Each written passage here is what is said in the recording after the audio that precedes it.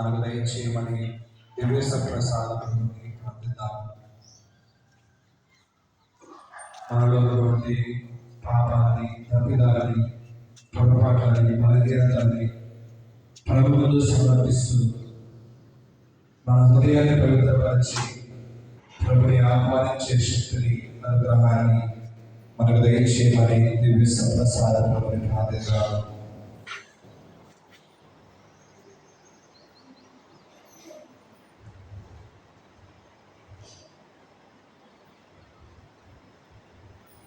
దర్శనప్రభుత్వం చెప్పినట్లుగా ఈ లోకానికి పంపబడినటువంటి దేవుని యొక్క వాక్కు ఫలించకుండా తిరిగి రాదు అన్నటువంటి మాటలని దర్శనప్రభుత్వం చెప్తూ ఉన్నాడు.